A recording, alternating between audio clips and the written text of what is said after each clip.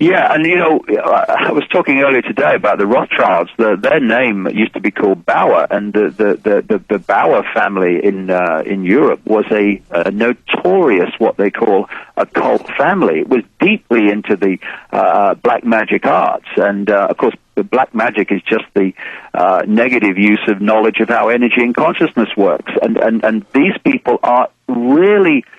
Behind their banking front and their dark suit and tie front, these people are deep black magicians who have, in effect, cast a spell on the human collective mind, and that's why we talk about people need to wake up. And by the way, up from that trance. Look at all the Hollywood people with Kabbalah all over them, and then we always said 10, 15 years ago that Madonna's concerts were rituals, and then she came out 2 years ago and said, yes, they've always been. These are black magic rituals, basically. Yeah. Yeah, the thing is, we've got a conscious mind, which we obviously are consciously aware of all the time, and we've got a subconscious mind that we're not consciously aware of by definition. And these black magic arts and rituals, they know how to program to the subconscious mind. That's their aim, and it's programming eventually, as it filters through the conscious mind's perception of reality.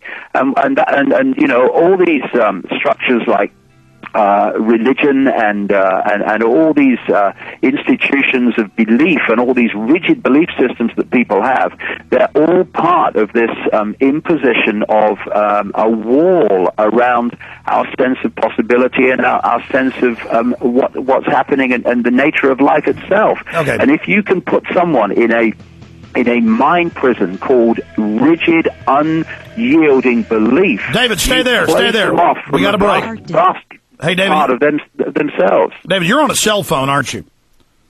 No. Okay, just when I talk, I don't think you can hear me. We had to go to break, but we're still live on the internet, so finish your thought. I just had to cut you off so you can continue. But before you finish up with putting them in that rigid control system, looking at the world, through a straw so you can hardly see any of it while it's all, and keep you so close to the problem, you're like, what is this in front of me? I can't tell. But you take that off and pull back. Oh, it's a microphone. There it is. Now I can, oh my gosh, there's a computer right here. There's a light right there. Oh my exactly. God, but let me do this. I know you've got to meet that friend because we had to move your show from yesterday to today. You've got to meet that friend at 1:30 the next hour. We got 1 5-minute segment left, then a 1-minute break, and then 5 more minutes. Let me keep you to 5 after. Okay, no problem. Okay, fantastic. And then... one day, Alex, we just have to get in this whole thing about reality and how we decode it, because it makes so much sense of why the society is structured as it is. Well, that's what I was going to say, is that... you're hard to get a hold of. You're always traveling. You're busy. Let me set you up, because the quickening's happening right now. We can't wait. Let me before you leave, or maybe pull your book out, in 10 minutes or 8 minutes when we're done, and pick a time in like 2 weeks to come on for 2 hours. You just tell me, I want to come on now, and then we'll let you have free reign to go into the nature of reality and everything you talk about. Well, the thing is, Alex, that I'm speaking in Los Angeles on the 1st, but I'm not leaving America until the 8th. So sometime in that week, I could do it in your, in American time. Well, do this sometime like the 6th or 7th, when you've had a few days rest after the 2-day presentation. How about the 5th or something? Let's talk about the 6th then. Okay. Let's talk about the 6th. 6th of October. It's a Monday. Okay, and you're going to be in California then? I'm going to be in California. I'll be in Sacramento probably. Okay, well, that would mean then the show is on 9 to 1 while you're there, and you probably want to come on later. So let's just say on the 6th from 11 to 1.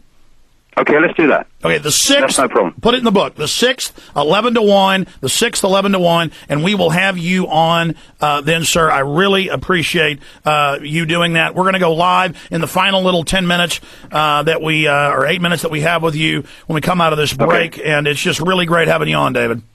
Okay, mate. We're going to be back in about 20 seconds, and then just finish up your thoughts so it's congruent. And I appreciate... everybody out there who's watching on PrisonPlanet.tv, get all the behind-the-scenes discussions. This is total transparency now on the show. Literal reality TV, because you're seeing behind the scenes. You're seeing what we do, what goes on. Hey, John, let's come in with The Bug's Life again. Just bring in music, fade it down, play The Bug's Life one more time. Here we go. Okay. Do it now or become property of the New World Order. You let one ant stand up to us, then they all might stand up. Those puny little ants outnumber us 100 to 1.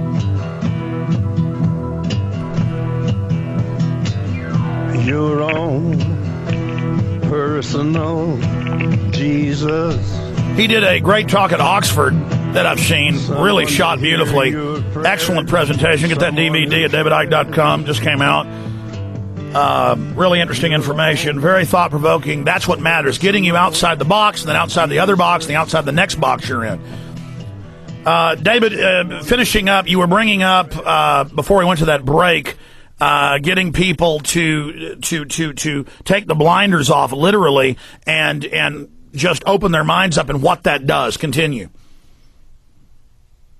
The ancient Greek philosopher Socrates is quoted as saying, wisdom is knowing how little we know. And I always work with that because, in the vastness of forever, all possibility exists. And if we shut our minds from that by rigid beliefs that construct a limitation of what's possible, then we're operating on a fraction of our own potential and also a fraction of the knowledge and awareness that's available of who we are and the nature of what we're experiencing.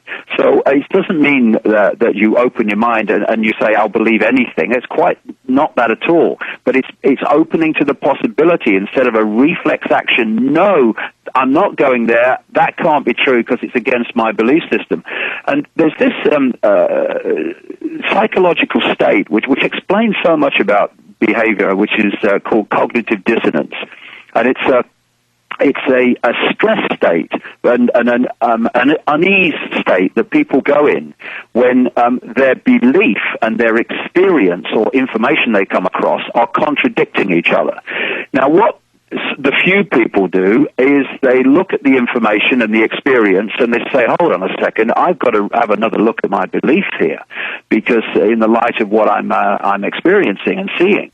And that is great because cognitive dissonance, then it's about bringing the contradictions together into a whole. Then you can move forward and your belief changes in the light of new information. But what most people do when they go into this cognitive dissonance state is that their prime motive is to preserve the belief system. That's so right. In fact, they have invested, like Bill Hicks said, I've put a lot into this ride. Don't you tell me it doesn't matter. Exactly that, and what they then do, and you see this all the time, is they then concoct stories. They lie to themselves to bring together an explanation of what they're experiencing and seeing and learning to make sure the belief system is retained. They're delusional. And that's when you get things like, oh, no, we've got to go to war to bring peace. Or, oh, no, we've got to have some of our freedoms taken away so that we can protect our liberties. This is cognitive dissonance, lying to itself or causing people to lie to themselves to protect the belief system. Have you ever... Belief systems need just to not control us anymore. Let's look at the evidence. Let's look at what we're seeing, and let's come to conclusions based on that, not preconceived idea that the priest told us or the politician told us or the guy at the college told us. Have you ever seen my film Terror Storm? Sorry, Alex, my phone's gone funny. I didn't hear that. Did you ever see my film Terror Storm? Because no, you're still jumping around. Okay. Goodness, what's wrong with the line here? Okay, can you hear me, David? No, I'm losing about every other word. I don't know what suddenly made that happen. Okay, well, who knows? I'll cut you now. Okay, you can hear me. Yep. Have you ever seen my film Terror Storm? I've looked at it a little bit, yeah. Okay. Well, I mean, there's the part where the woman at the fruit shop outside says, I want to give up my liberty for freedom. And I said, but liberty and freedom are the same things. She's like, no, they're not. So, we talk about doublethink. I won't give it my liberty for freedom.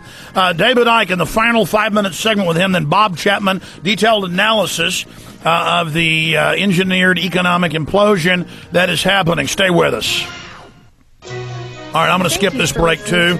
There's just 1 minute. David, we're going to come back in 1 minute. We'll have 5 minutes left, and I've got you set for the 6th of October at 11 to 1.